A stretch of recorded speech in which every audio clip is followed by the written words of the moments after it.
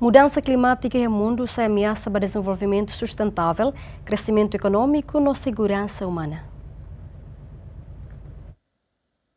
Ministro Negócio Estrangeiro no Cooperação realiza seminário IDA, onde faz informação para diplomata no mos cargo sefiasira, o ministério relevante, com o impacto da mudança climática para Timor-Leste. Hafuen halo abertura para seminário ne, Ministro Negócio Estrangeiro no Cooperação Bendito Freitas ateten, mudança climática lá state preocupação ambiental, mas besa ameaça fundamental IDA para desenvolvimento sustentável, crescimento econômico, no segurança humana nian. Impacto da mudança climática na vegetasi na nível sai, e tem mota tun rai mono, rai manas buat eu né? O versículo senhor embaixador explica de dia que ministério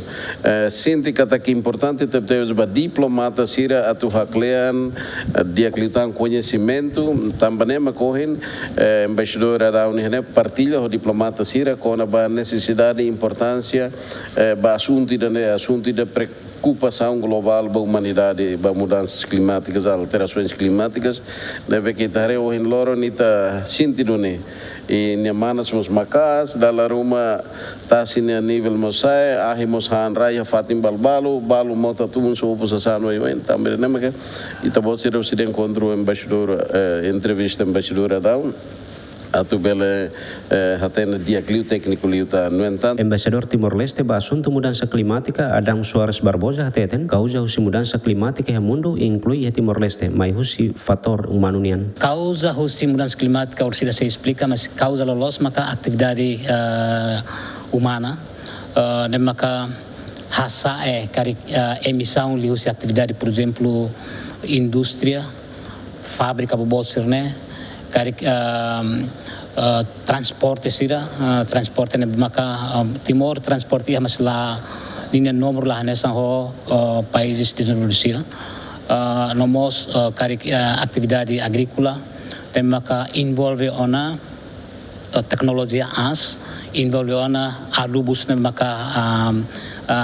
la orgânica idene bela hamosu gas efeito de estufas ba atmosfera agora seluktanmos lixo sira dan maka hamos husi karik cidade capital sira bobosir ne itane lixo mos ia mas lixo ne larum barak anesang lixo ne maka resulta husi rai bobosir ne